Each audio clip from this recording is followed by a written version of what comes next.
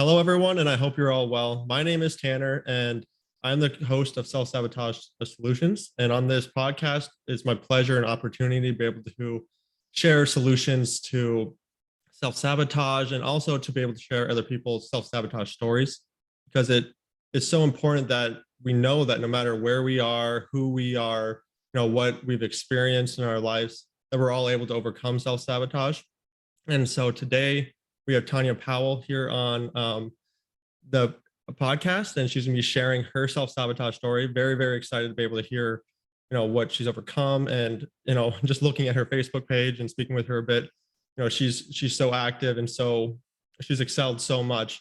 So it'd be great to hear her story and how she was able to get there. So thanks for coming on, Tanja. Awesome. Thanks for having me. So whereabouts are you, Tanner? I'm here in South Carolina. Nice. Okay. So I'm in North Vancouver, Canada. So we're not that far apart. Yep. We're on the same continent. I've actually been born and raised in Vancouver. My parents had us all over BC. My dad was in road construction. Really starts with him in a way, because that's how my self-sabotage began and ended, so to speak. My dad grew up as an army brat. He was always do as I say, not as I do kind of guy, right? Heard the same stories as everyone else. Money doesn't go on trees, all the same stories. My parents were drug addicts when I was young. And so I witnessed that, and was probably around 3 or 4 that I pretty much shut down, so to speak. And you go into that survival mode, right? I need to protect myself. This is not a safe space. And so always looking out, waiting for the other shoe to drop, what's happening next. So just being kind of in that fight or flight all the time. Yeah. And that's how I grew up. So really quite a high energy, but that's also really depleting on the soul and the body as well.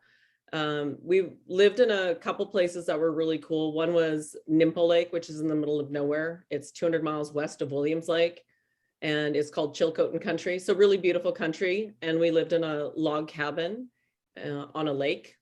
We had an outhouse. We only had a wood stove.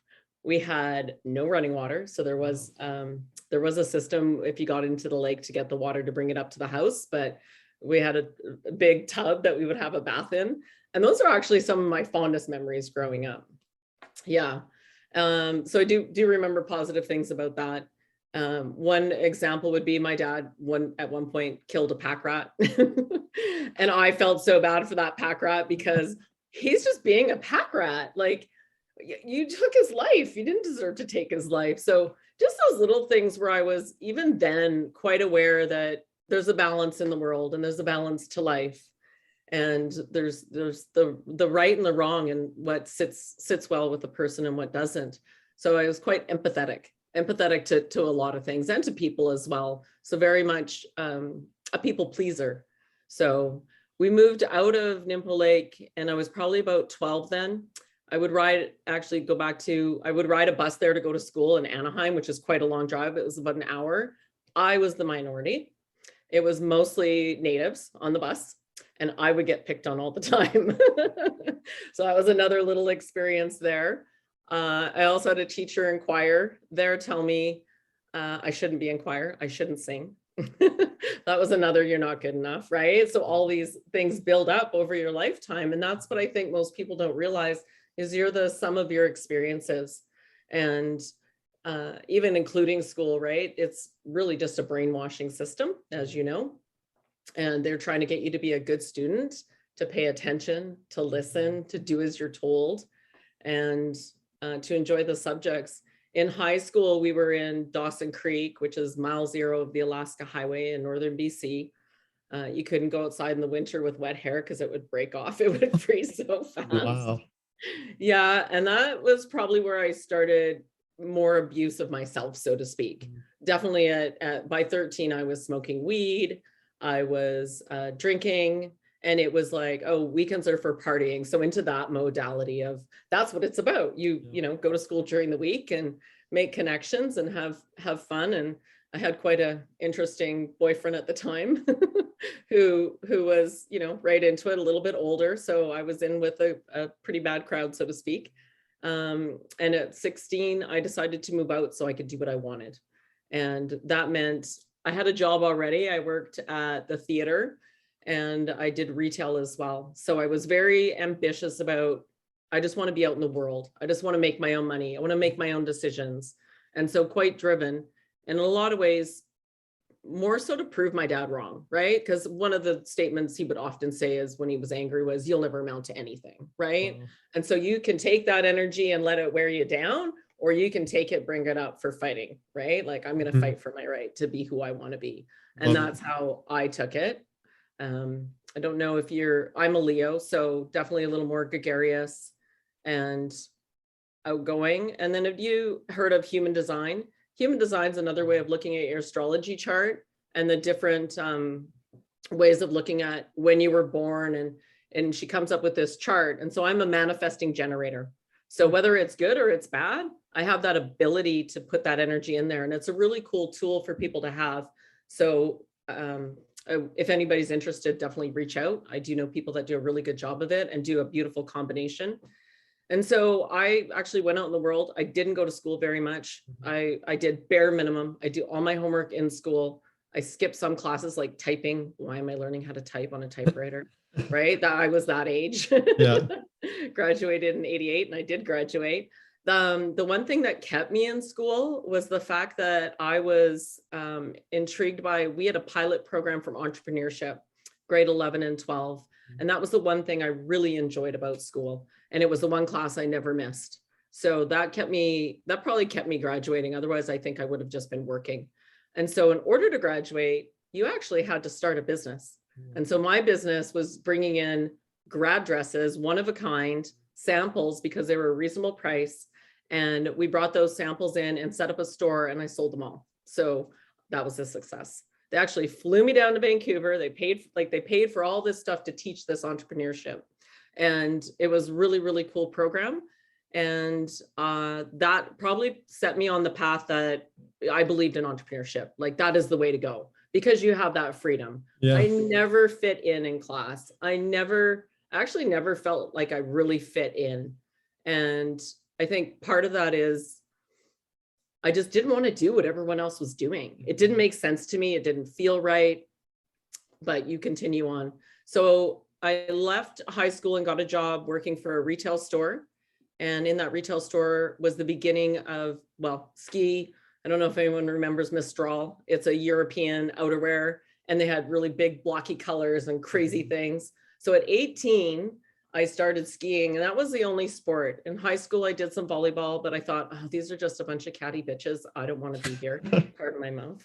I just, scratching with their nails, and it was just not fun. And I was like, oh, I don't like this. But skiing was something where I was competing with myself, and I'm really good at competing with myself.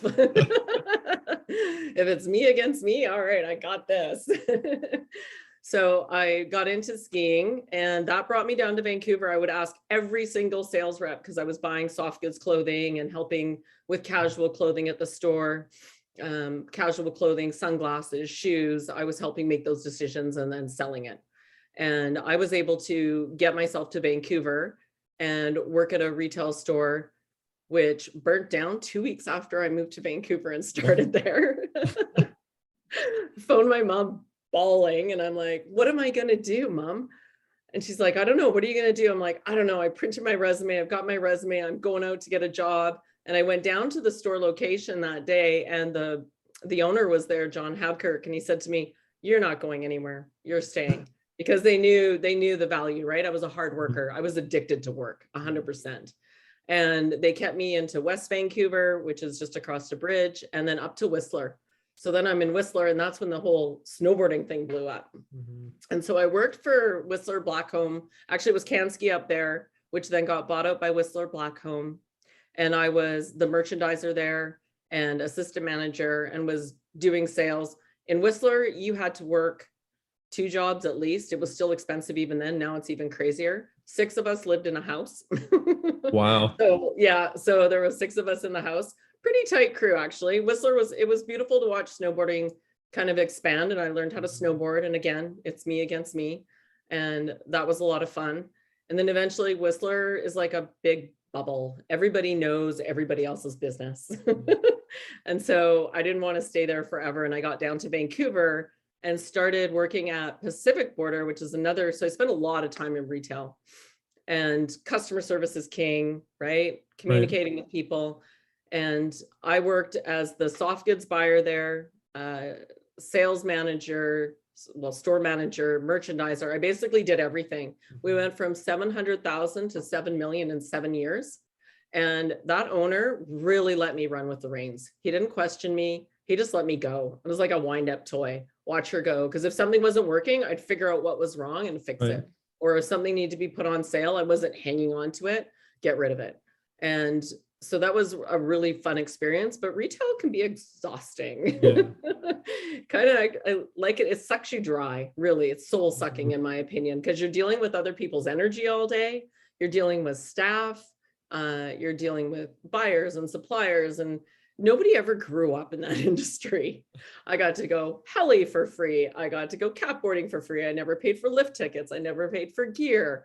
I've been to Alaska, Montana, Vegas every year for buying trips, San Diego every year for buying trips. So it was a really fun experience, but eventually it was like, there's got to be more to life than this. Right. And so I actually quit. I actually asked for part of the business to begin with, that I wanted to have a percentage, and he denied me, which is fine. And I left, and he ended up actually selling the business after I left. Yeah. And he didn't get it as much as he should have for it, but that's what he did. And I started a retail consulting business, Cardia. And I thought, this is great. I can consult. I did a year of that. It was good, but I still was like, no, I'm just done with this business. I'm done with these people. And so I went and I bartended, which I've always done throughout my life, and just to make ends meet, and started painting. Painting, I was just always good at. It was just something natural. Colors all came out of clothing, like the emotions of colors, how people react to colors, just the ability to do things right in the right way. And because I have a merchandising eye, I was very fussy about structure and straight lines and things looking good and proper. So painting was really a natural, and then bringing in that sales aspect. And I don't really sell. I've never sold. I've always educated. In Pacific Border, there was 4 stores on that block that were all snowboard shops. And so people would do the loop, right? And all I would say is you make your decision based on what you want. A lot of kids will buy based on who their hero is, who their snowboard hero is, or who they look up to, and they would buy their gear based on that. Whereas I would just educate them on what the gear was, what it was for, why it was best, and let them make a decision from there. And I did the same in the painting business. So we started Powell painting when my daughter was 6 months old. My partner at the time came home with really swollen ankles. He was working in the watershed, and he said, I can't do it anymore. I quit today. I'm like, okay, I guess we're starting that painting business. And literally from daycare moms and dads, and just networking, like events, kids events, like taking my daughter to different things, we grew that business. So we grew it. It's my business still. And now I've got, today, 25 people are working. Usually it's about up to 35 right now. It's all systemized. It's running on its own. Definitely lots of this, as life is. It's a bit of a roller coaster. And my biggest lesson was probably, and we're getting into the clearing of self-sabotage now. And the biggest lesson was probably when I felt I was successful in the business and still not being happy, and being really stressed out and overwhelmed, and just feeling like I can't do this way anymore. Something's got to give. And so I found a coach and took a program called Build to Rock. And it was about looking at your business, looking under the hood, looking at it from the inside out, and systemizing it basically. And it was fantastic. I still communicate with that coach today. And part of that was working with the master coach, Luciano. And he talked a lot around mindset. And I had these words coming out of my mouth constantly. Oh my God, I'm just so busy. I'm so busy, right? Yeah. And so by saying I'm so busy, he's like, you're telling your brain that's what you want. You're manifesting that, Tanya. Stop it. So he gave me some new words, and we got off our coaching call, and I went, oh, that's not enough info. I need more. Yeah. And so I went on to retrain your brain, and I actually came across Marissa Pierce. And then I came across where Sapir is attached to Mind Valley. And so Mind Valley is a personal development platform. And I went into Mind Valley full on and took quite a few courses, did Marissa's course. And then, you know, once you get into it, you're like, oh, I need more. Yeah. It's a little bit addictive. Let's be honest. I did go down a rabbit hole. And actually became a Mind Valley Master Certified Trainer and went to what they call Mind Valley University. I've been to AFES. They have all these parties and stuff, but I still never felt like I fit in, which is very interesting. I find it fascinating. And then we step forward, and I'm at this Mind Valley University in Pula for a month. And I walk into the space and I'm like, something's wrong with this space. It doesn't feel right. And I go out and I ask one of the people, I'm like, what is this space? It's the war memorial. This is where everyone meets. All the veterans come and meet here. And I'm like, did anyone clear the space before this event? Nope. Like, they don't even think that way. And I'm like, oh, interesting. So I started to see holes, and it was kind of like somebody took the curtain in The Wizard of Oz. And I went, these guys don't really know what they're doing. They're doing a great job on the personal development. And I call it, it's like kindergarten. And they're slowly up leveling in some areas. And I love Vision. I think he's doing great things for humanity. It's a good starting point in personal development. But once you get to that, I believe that, and I left actually, they started to tell me that I was doing events here and hosting these seminars, and they wanted us to do seminars based on Vision's book, and then broke it down and said, you know, here's your slides. And then we would freestyle it, right? We were given a specific way in training to do it. And then after that, next year it was, no, we want you to do it this way. You're going to say it this way, and it's going to be done like this. And I went, I'm out. I'm out. That's not me. So I read the room. I see what people are reacting to. I put everyone in a circle instead of lined up in rows of chairs like they do with somebody on stage looking down and being an authoritarian figure, which is what they do at these events. And I went, no, we're going to put everyone, we're all equals. We all deserve to share our stories and teach each other, really. And so what I was able to do was create different events and create a little bit of a tribe here, which is all everyone was looking for. And so I actually quit, and I said, no, that's not me. So, and that made me realize, yeah, you can't work for anyone else no matter what. Yep. You always have to do things your own way. And I'm just so far into the entrepreneurship that I couldn't imagine somebody telling me, you need to be here at this time, you can't leave till this time, and you get this much of a break. It's not me. So it's been really interesting. So since then, and where I find now I'm in my sweet spot is uncovering some of that self-sabotage. Right. You guys party at these events, tons of people drink, some don't, but you know, you realize that, you know, what is alcohol doing to you? And this is all started to come out health-wise. Sean Model, who's our brain health guy, he does nothing but brain scans. Anyways, his name's not popping in my head yet, but these people are starting to show that what we put into our bodies. And so you go down that little bit more of a health journey. And as Jason says, health is the first thing to work on. And so I was not drinking as much over the last couple of years and being more conscientious. I'm very active, always have been. Because I'm that manifesting generator, I've got the energy to be able to burn. And then I do need to rest as well. And then when COVID hit, that's when I really figured out, oh, this is why I don't fit in, because I don't believe any of this. This is not right. Something's wrong here.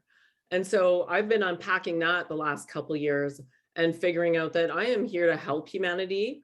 And I have this gift of being quite, not too woo-woo, because I'm a business person and I can talk business with people. I can talk to everyone from a janitor to a CEO and be able to have a conversation and not feel left out and be able to share little tidbits that get people like clicked along, so to speak.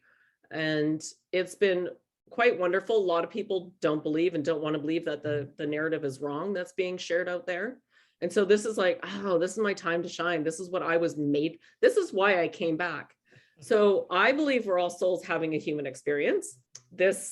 Some people call it what do they call it? A meat sack. Yeah, meat suit, I've heard. I call it an avatar. I like to call it something a little nicer. This is my avatar. And slowly unpacking, what does my soul want? What was my purpose for really being here?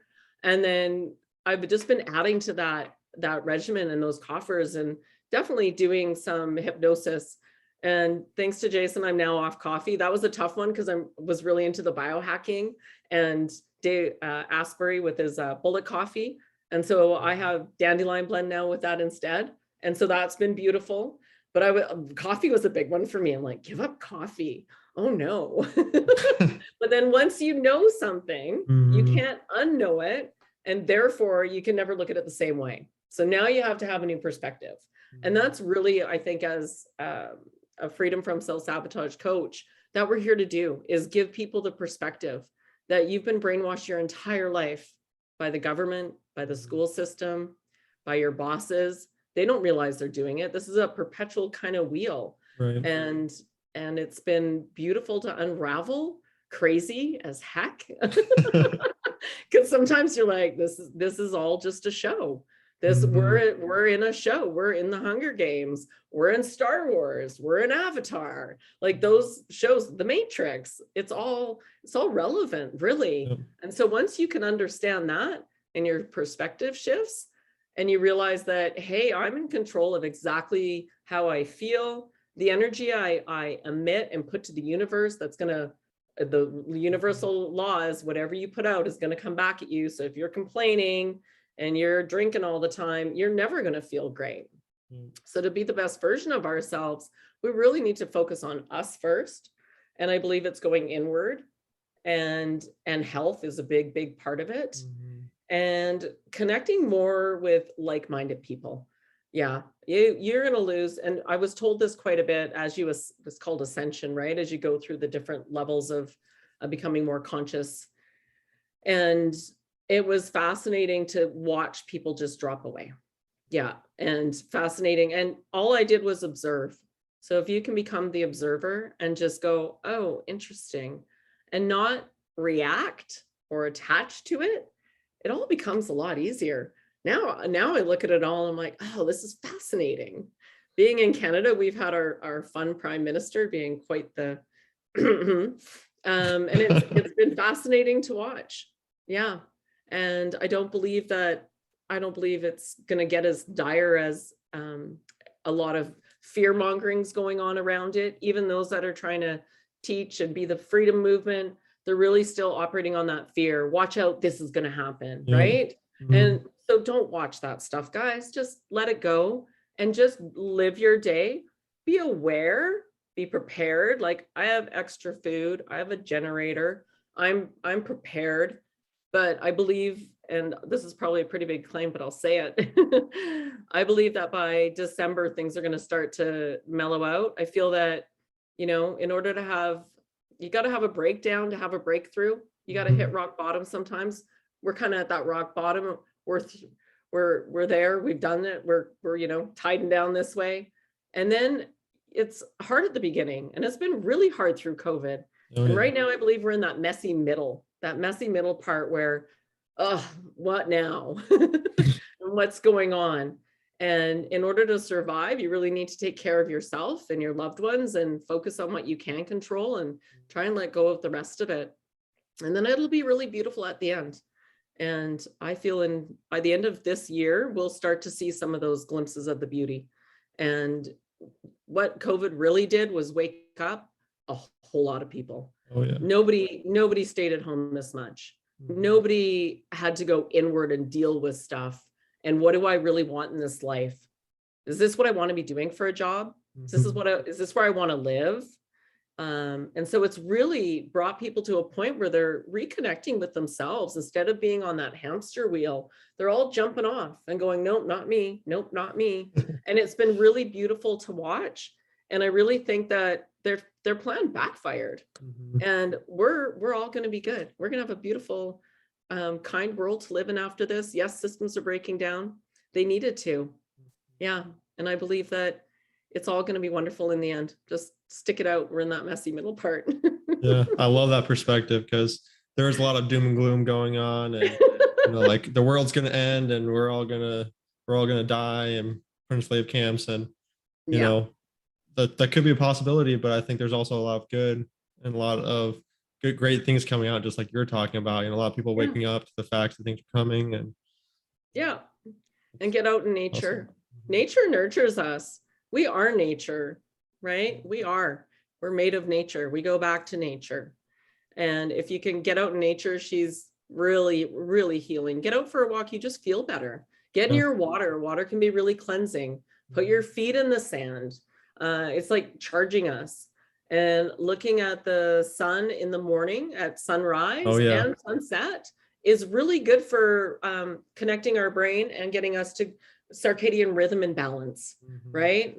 So those, there's nature really offers us a ton of opportunity to heal ourselves. And, if everything is energy, then yeah, that makes a lot of sense.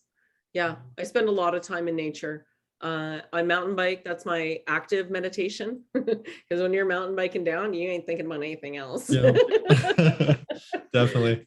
Yeah, and some of my best ideas come then too. If I have a problem I'm trying to work out, I go out to nature and just ruminate on it and let it play out. Yeah. That's Yeah. great. Yeah, Yeah. I love biking as well. I haven't gotten to mountain biking yet, but I want to eventually. It's fun. Yeah. Yeah, it's fun. Yeah. Active sports have always definitely, I used to rock climb, and that one too. You're not thinking about anything else. So it feels like a real de-stressor to bring you down. And then once you've done that for a bit, you can drop into meditation a little easier. Usually start with guided meditation. And now I just do silent meditation now. And I've got a few spiritual coaches I'm working with. So trying to tap into my intuition even further. Yeah. And get my own messaging around things. So it's been quite a ride. It's been very exciting. Yeah. I finally feel like I'm me. It's fantastic hearing your story and hearing it, like, what you went through and how you were still so successful, but you're still experiencing self-sabotage. So I think a lot of people believe, like, if someone's successful, they won't be experiencing these things that I am. Like, as soon as I'm successful, I won't be feeling that way. But we all can feel that. Yeah. Chasing the wrong dream. Chasing. That's what they want you to chase. Yeah. Chase the next car, chase the next house. When really none of that's important. Actually, the less stuff you have, the better, right? The cleaner you are, the cleaner the space, the cleaner you eat, the cleaner, whatever you're putting into your body should be, is this fuel for my body right now? Is this what my body wants? And it really changes perspective on things around health that way. Yeah. I noticed one common theme in your story was usually you be reaching out to someone and asking for like a mentor for help or a coach for help. And it sounds like you have many other coaches you've been through in your life. And how important do you think that is for other people? Because I know a lot of people are scared to ask for help. They think, if I ask for help, there's something wrong with me. I'm lesser because I had to ask for help. Like, do you think if you wouldn't have asked for help from like your mentors or, went out and reached out to someone, do you think you would have gone to where you are today? Like, how I don't think I would have. I don't think if I hadn't reached out, and that's a great question. Thank you for asking that. I think everyone needs a coach. I think everyone can benefit from a coach. And also, as humans, I don't believe that you go to school and you're done learning. I believe that we're constantly learning. There's so many things I still want to learn about in time. And I try not to overdo it because then you get overwhelmed. So I'm really specific. And right now it's the quantum healing. And I take my level 2 in the fall. And just, step by step. It's just small steps every day. And a coach can keep you accountable. And if you're not accountable, it's hard to get off that hamster wheel sometimes. And especially if you look at it this way in the tribe, and why I never felt I fit in, because it wasn't my place. I was never meant to be standard in the norm. It didn't ever resonate. And so COVID was a big breakthrough for me. And I believe a lot of people, once they see that you don't have to be part of that tribe, you can find a new tribe, even family. We don't get to choose our family, right? Or maybe, I believe we did choose our family, and I believe we chose to go through what we went through in order to achieve certain lessons to ascend ourselves, so to speak. And yeah, I think a coach is critical. And I think hanging out with like-minded people. Yeah, I was very excited to find the self-sabotage group. Yeah. And I thought that's a good tool in my toolbox. right? It's not the only tool, but it's a good tool to have in my toolbox, because I think a lot of people, it's a good place for people to start. Yeah, absolutely. If they're struggling with one item in their life and they want to work on that, that's a great place to start. But we're going to tell you a little bit more. We're going to give you a fishbowl, and you're going to be able to look around and see that perspective and swim around and see the whole perspective. And then it's up to you. What tools do you want to take away from that? Yeah, I love that perspective. So I know you do the painting business, you do the quantum healing. What else? You do the Reiki or Reiki as well? Reiki. I did Reiki level 1 and level 2, and then found quantum healing. And a lot of people know what Reiki is, so it's a really nice introduction for energy work. And basically with both Reiki and quantum, you're attuned to energy. So a master will attune you. All I'm doing is I'm a conduit, and I'm tapping into this energy that's available to us, and I'm sending it to the person I'm working with their permission. I always have to have permission. And their body takes that and does what it needs to do with it.